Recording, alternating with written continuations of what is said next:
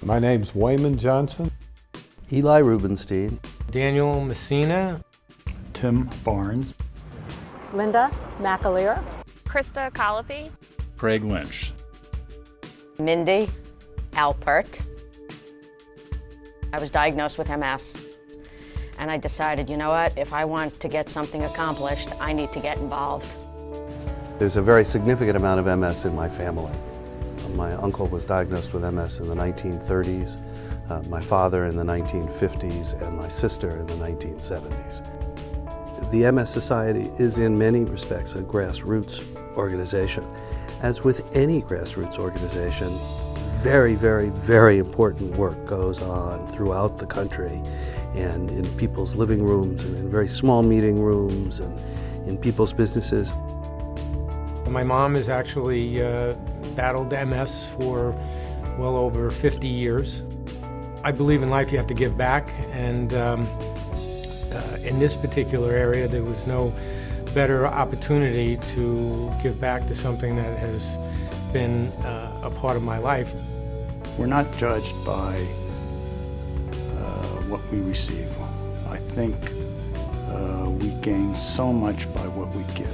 Just by volunteering initially for a bike ride and then volunteering for an MS walk during the middle of a snowstorm in March of '97, that really inspired me to become more and more involved. I have a sister with MS, and when she had some really difficult times, I needed some help in order to help her.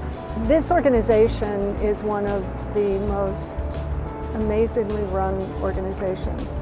It has a mission, it has a vision, and it goes step by step to accomplish what it needs to accomplish. And what it needs to accomplish is raising awareness of this disease that affects so many people. My mom was diagnosed with MS when I was 6 months old, and they were avid cyclists and they would participate in bike MS rides. And then actually going to Hofstra University, I met my best friend who was diagnosed at 18 with multiple sclerosis. Being a leader, people look at you and they see your passion and they see your drive, and that touches them, and it even influences them in a positive manner and makes them want to continue doing and continue working and creating a world free of MS. In large part, I was conscripted into the MS movement because there was so much multiple sclerosis in my family. I've learned so much more about my own community. I've learned so much more about multiple sclerosis. I've learned a lot about myself and how I work with other people. I think most people, if they look back at it honestly and they had been a long-term volunteer with the National MS Society, would say it's probably one of the most rewarding things that's happened in their adult lives. I had a brother who had MS, and I wanted to do something about it. I'm not a scientist, I'm not a researcher, I'm not a doctor.